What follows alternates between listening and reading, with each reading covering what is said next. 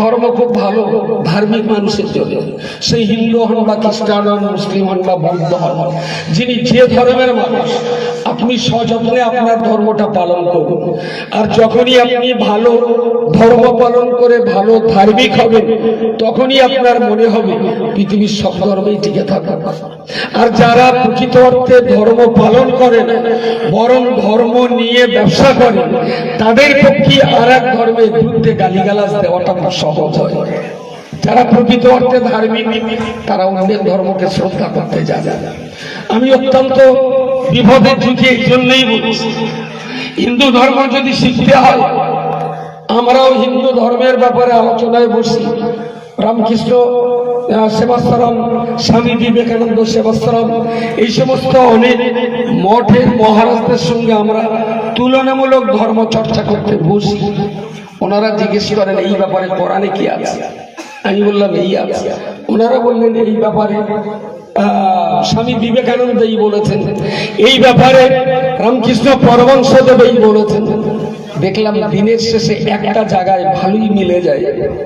হিন্দু ধর্ম বলুন আর ইসলাম ধর্ম বলুন, সব জায়গাতে একটা জায়গায় মিলে যাচ্ছে যে মানুষের সেবা, মানুষের যত্ন, মানুষের ভালোবাসা এবং সৃষ্টি জগতের প্রতি নিজের দায়িত্ব দায়বদ্ধতা পালন করা, এটাই হলো সবচেয়ে বড় ধর্ম। এবং এই ধর্মটা পালন করতে গেলে আগে নিজেকে মানুষ তৈরি হতে হয়। এখানে যারা আছেন, আমি সবাইকে চরণ ধুলিকে প্রণাম জানিয়ে বলছি, দেশটা যদি বাঁচাতে হয়, রাজ্যটাকে যদি বাঁচাতে হয়, হিন্দুর চোখে মুসলমানকে না দেখে, মুসলমানের চোখে হিন্দুকে না দেখে, আমি বলছি মানুষ আর মানবতার চোখে আপনি মানব জাতিকে দেখুন, দেখবেন পৃথিবী আপনার জন্য অনেক ভালো হয়েছে। যদি হিন্দুর চোখে মুসলমানকে দেখেন, আপনার চোখে অনেক কিছু পড়বে। মুসলমানের চোখ দিয়ে যদি হিন্দুকে দেখেন, সেখানে অনেক কিছু আপনার পড়বে। আমি বলছি মুসলমান হওয়া অনেক দূরের কথা, হিন্দু হওয়াতে অনেক দূরের কথা। ভালো হিন্দু যদি হতে হয়, ভালো মানুষ তৈরি হন। ভালো মুসলমান যদি হতে হয়, ভালো মানুষ তৈরি হন।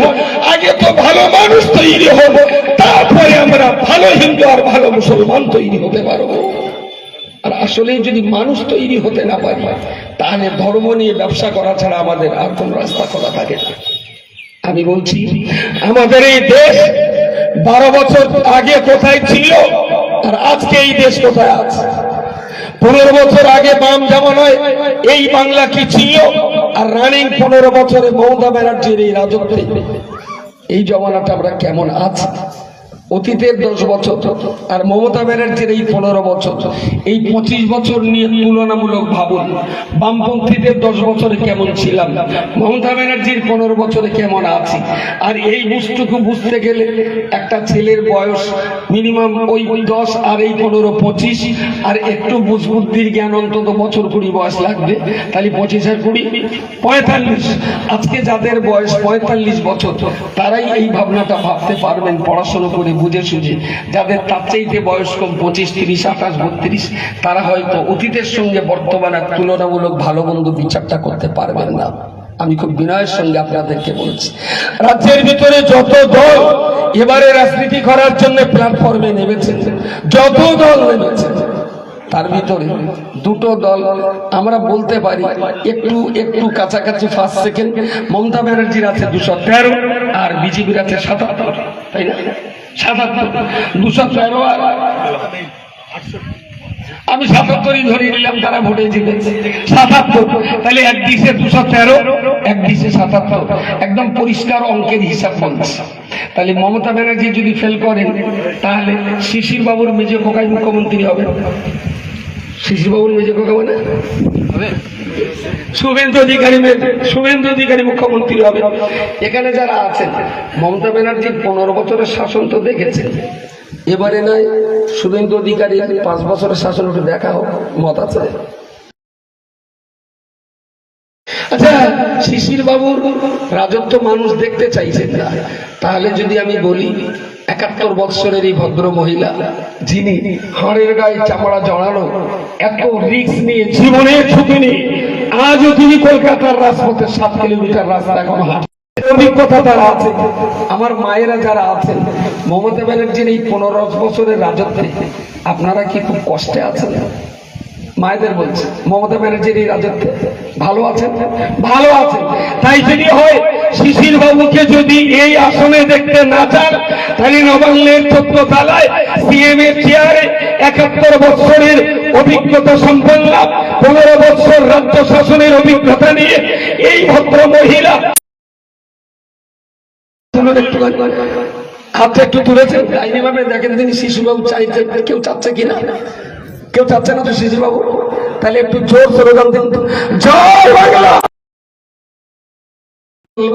দলিত, আদিবাসী, এসসি, এসটি আমরা সবাই যখন মিলেমিশে আছি, এই মিলেমিশে থাকার বার্তা পশ্চিমবঙ্গে মমতা ব্যানার্জি যেভাবে দুহাত দিয়ে সবাইকে আগলে রেখেছেন, আমার মনে হয় এর চাইতে ভালো রাজত্ব আর ভালো ব্যবহার অন্যের কাছে আমরা পাবো না। সবাইকে নিয়ে তো আমাদের চলতে হচ্ছে, আর সেই চলাটা মমতা ব্যানার্জি একমাত্র ব্যক্তিত্ব যিনি আমাদের সবাইকে নিয়ে চলছেন। এর মাঝখানে 15 বছরের রাজত্ব, তো 15 বছর একটা চপ্পল পরবেন, একদিনও ফিতে কাটবে না। 15 বছর একটা জামা গায়ে দেবেন, একদিনও কি ময়লা হবে না? 15 বছর একদিন হাঁড়িতে রান্না করবেন, 15 বছর তার নিচে কি একটু কালি পড়বে না? 15 বছর স্বামী স্ত্রী সংসার করবেন, একদিনও কি স্বামী স্ত্রীর মুক্তকাটুকি হবে না? তা যদি হয় তাহলে দিদির 15 বছর এই রাজত্বে আমরা যারা ছোট মোটা দলীয় কর্মী আছে, আমাদের হাঁড়িতেও একটু কালি করতে পারে, আমাদের চপ্পলের ভিতরে একটু ছিটতে পারে, আমাদের পোশাকেও দুটো সেলাই খুলে যেতে পারে। তাই বলে কি এই প্রভাবটা আপনি ব্যালটের বক্সে দেবেন? এইটা কি আপনি ব্যালটের প্রভাব করবেন? হয়তোবা 15 বছরের সংসার করতে যে বউটা একদিন হয়তো ভাতের ফ্যান সরাতে যে হাঁড়িটা ছেড়ে দিয়েছে, ভাতগুলো পড়ে গেছে, তাই বলে কি তাকে তালাক দেবেন? একদিনের ভুলের জন্য স্বীকার করা যায় না। তাই এখানে আপামর জনসাধারণ ভাই বোন, মা বোন যারা আছেন, তাদের সবাইকে বলছি, কিছু সুবিধা 100 টাকা দিয়ে খাসির মাংস রান্না করে খেলেও দুটো টুকরো দাঁতের ভিতরে যে আপনারা জ্বালাতন করে, তার জন্য ছাগলের দোষ না। আমার কথাটা কি মাথায় গেছে নাকি? খাসির গোশ কত কিলো এখন মাংস? 900। তাহলে 900 টাকা দিয়ে খাসির মাংস কিনলেও তার এক টুকরো দাঁতের ভিতরে যে আপনার অনেক অস্বস্তিতে ফেলতে পারে, তার জন্য একটা কাঠি যথেষ্ট। তার জন্য রিভলভার আর রাইফেল বন্দুকের দরকার নেই। এই বস্তুকে যদি বুঝে, তাহলে সবার কাছে আমার অনুরোধ, আগামীকাল দিনটা বা পরশু দিন ইভিএম এর বটনটা, জোড়া ফুলের বটনটা এমন করে টিপুন, একবার টিপবেন পিপিপ করে শব্দ হবে, মমতা ব্যানার্জির কোলে আমাদের একটা জোড়া ফুলের ভোট পড়লো। শুধু এইটা মমতা ব্যানার্জির জোড়া ফুলে ভোট পড়া নয়, অমিত শাহ, নরেন্দ্র মোদী যারা পশ্চিমবঙ্গে আর কখনো তারা এই ভোট যন্ত্র নিয়ে খেলা করতে না আসে, শেষ লজ্জা যেন তাদের পৌঁছে যায়। তাই এই জোড়া ফুলের বটনটা আমি একটা ভোটেও জিতবো, 100 ভোটেও জিতবো, 1 লাখ ভোটে হলেও জিতবো, একটা হলেও জিত, 1 লক্ষ হলেও জিত।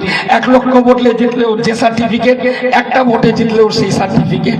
আমার সংখ্যা বাড়াটা আমার জন্য কিছু না, একটাও জিত, 1 লাখেও জিত। কিন্তু এরপরেও আমি বলছি, একটা বটন টিপলেন, গণতন্ত্রের একটা দানায় ওই অস্ত্র ভাগ করতে না পারে। তাই হাজার নয় লাখবার বটন এমন টিপো লাগাতে অমিত শাহ, নরেন্দ্র মোদী, যোগী আদিত্যনাথের মতো যারা দেশটাকে টুকরো টুকরো করা ষড়যন্ত্র করছে, তাদের বুকের পাঁচড়াটাকে গণতন্ত্রের লাইফের দিয়ে ঠাসা করতে হবে। তবেই আমাদের এই দেশ, আমাদের এই রাজ্য নিরাপদ এবং শান্তিপূর্ণ থাকবে। এই আশা নিয়ে ত্রুটি বিচ্যুতির জন্য ক্ষমা চেয়ে সবাইকে অসংখ্য ধন্যবাদ জানিয়ে মমতা ব্যানার্জি, অভিষেক ব্যানার্জি তাদের সুস্থতার জীবন